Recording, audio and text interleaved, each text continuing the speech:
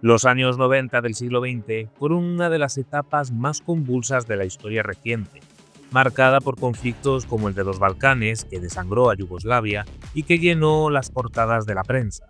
Sin embargo, otros conflictos quedaron en un segundo plano y poco o nada se sabe de los mismos. Hablamos, por ejemplo, de la guerra de Tayikistán, una cruenta guerra civil que duró casi 5 años y que, en el silencio internacional más absoluto, dejó miles de víctimas y cicatrices que aún perduran en el tiempo.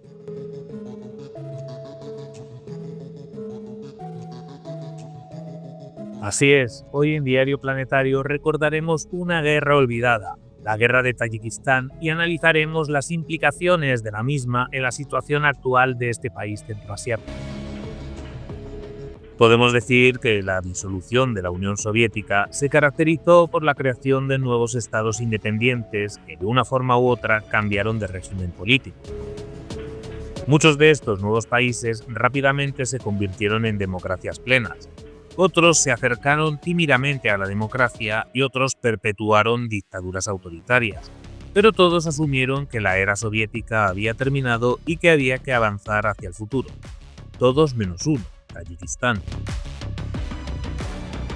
El gobierno, que había controlado Tayikistán bajo órdenes de Moscú como parte de la Unión Soviética, no estaba dispuesto a moverse ni un milímetro, y esto desencadenó una de las guerras civiles más sangrientas de la segunda mitad del siglo XX.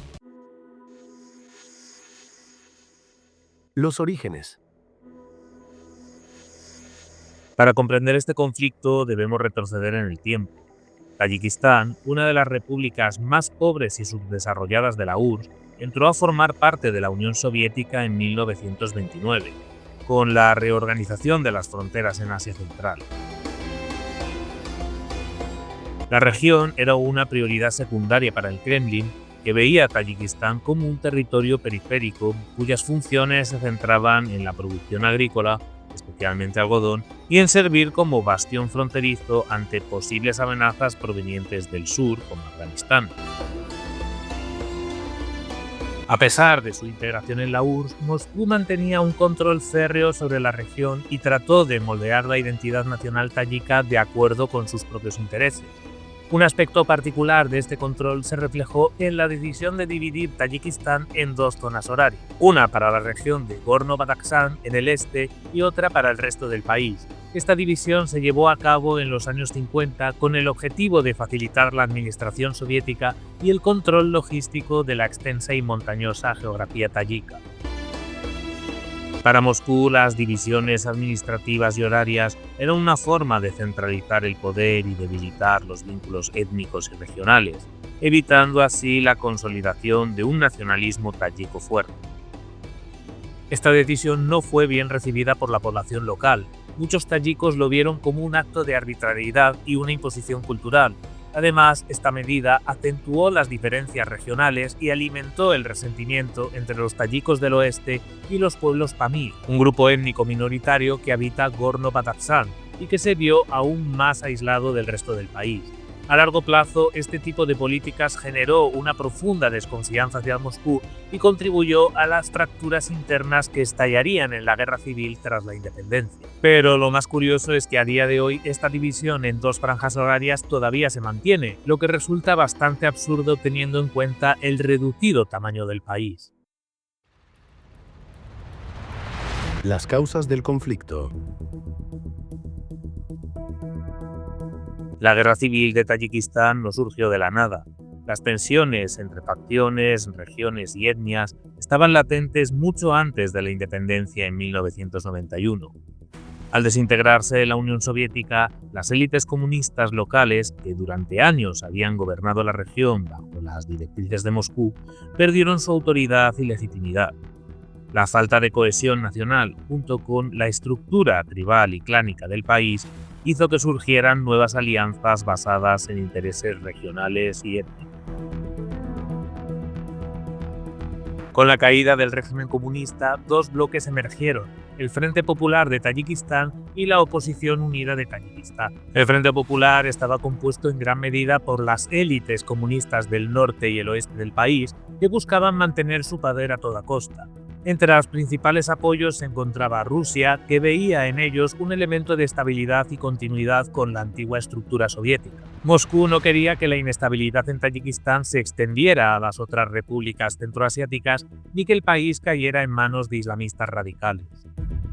Por otro lado, la oposición unida de Tayikistán era una coalición muy heterogénea de islamistas moderados, liberales democráticos y grupos étnicos marginados del este y el sur del país.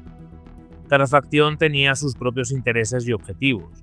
Los islamistas, que abogaban por un mayor papel del Islam en la política, contaron con el apoyo de Irán, que buscaba extender su influencia en la región y frenar el avance de la influencia de Rusia y Uzbekistán. Los iraníes veían en los islamistas una fuerza capaz de crear un gobierno afín y mantener la estabilidad en la región. A su vez, Afganistán, que en ese momento estaba en plena guerra civil, se convirtió en un refugio para muchos islamistas tayikos, proporcionando apoyo logístico y humano a las fuerzas de la oposición unida. La intervención de estos actores internacionales reflejó la importancia estratégica de Tayikistán en Asia Central como un punto de intersección entre el mundo postsoviético, el Oriente Medio y el sur de Asia. Estallido de violencia. La guerra civil en Tayikistán comenzó oficialmente en mayo de 1992 y se prolongó hasta la firma del Acuerdo General de Paz en junio de 1997. Sin embargo, el conflicto fue precedido por meses de inestabilidad y violencia política. En marzo de 1992, las primeras manifestaciones en Dushanbe, la capital, comenzaron a tornarse violentas con enfrentamientos entre partidarios del Frente Popular y la oposición unida. La situación se deterioró rápidamente y en mayo el país estaba al borde de la guerra civil. El 7 de mayo de 1992 se formó un gobierno de coalición que incluía a representantes de ambos bandos, pero este acuerdo se rompió en cuestión de semana. El 20 de mayo, el Frente Popular lanzó una ofensiva para tomar el control de Dushanbe. Los combates en la capital fueron intensos, con miles de civiles atrapados en medio de la violencia. Para noviembre de ese año, el Frente Popular, con el respaldo de Rusia y Uzbekistán, había logrado capturar la capital y expulsar a la oposición unida hacia las regiones del este y el sur. Sin embargo, la guerra estaba lejos de terminar. Durante 1993 y 1994, la oposición unida, con base en las montañas del este, apoyada por islamistas tayikos refugiados en Afganistán, lanzó múltiples ataques contra las fuerzas del gobierno. El conflicto adquirió una dimensión étnica y regional, con episodios de limpieza étnica y masacres en el valle de Rast y la región de Kartlon. Miles de civiles fueron asesinados o desplazados y muchas comunidades fueron destruidas. Uno de los episodios más trágicos de la guerra ocurrió en 1994, cuando las tropas del Frente Popular masacraron a más de 500 civiles en la localidad de Kopanijón, acusados de apoyar a la oposición unida. La violencia indiscriminada y las represalias en ambos bandos llevaron a una espiral de odio y venganza que dejó cicatrices profundas en la sociedad tayika. En 1994, Emomali Rahmon, un líder emergente del Frente Popular, fue nombrado presidente interino y consolidó su control sobre el gobierno. Rahmon, con el apoyo de Moscú y Tashkent, lanzó una ofensiva en 1996 para acabar definitivamente con la oposición unida. Sin embargo, esta campaña no tuvo el éxito esperado y la guerra continuó en un punto muerto. Al fin, la paz. El estancamiento militar y la presión internacional llevaron a ambos bandos a buscar una solución negociada. En 1997, tras varios intentos fallidos de paz, se firmó el Acuerdo General de Paz y Reconciliación Nacional, el 27 de junio de ese mismo año en Moscú. El acuerdo fue mediado por la ONU y garantizado por Rusia, Irán y la Organización para la Seguridad y Cooperación de Europa. El acuerdo incluía la desmovilización de las fuerzas de la oposición unida, la incorporación de sus combatientes a las fuerzas armadas regulares y la creación de un gobierno de unidad nacional. Además, se prometió una amnistía general y la integración de los líderes de la oposición unida en el gobierno. Aunque en un primer momento esto parecía un éxito, Rahmon comenzó a concentrar poder de manera paulatina. En 1999, Rahmon fue reelegido en unas elecciones criticadas por la comunidad internacional, y para el año 2000 la mayoría de los líderes de la oposición unida habían sido marginados o forzados al exilio. El presidente utilizó su victoria para consolidar un régimen autoritario en el que el poder político, económico y militar se concentró en su círculo familiar y su clan regional. Una paz relativa. A pesar de que la guerra civil terminó oficialmente en 1997, las secuelas del conflicto y las tensiones subyacentes siguen presentes en la sociedad tayika. La región autónoma de Gorno-Badakhshan, habitada por los pueblos Pamir, sigue siendo un foco de inestabilidad. Estos grupos étnicos tienen una lengua y cultura distinta a la mayoría tayika, pero la principal fuente de conflictos es la diferencia religiosa, ya que, a diferencia de los tayikos, que siguen el Islam suní, en esta región la población es mayoritariamente ismailita. Durante la guerra civil, muchos Pamir se alinearon con la oposición unida, lo que llevó a una fuerte represión por parte del gobierno del Frente Popular. El gobierno de Rahmon ha marginado a estos grupos, manteniéndolos en un estado de subdesarrollo y bajo una intensa vigilancia.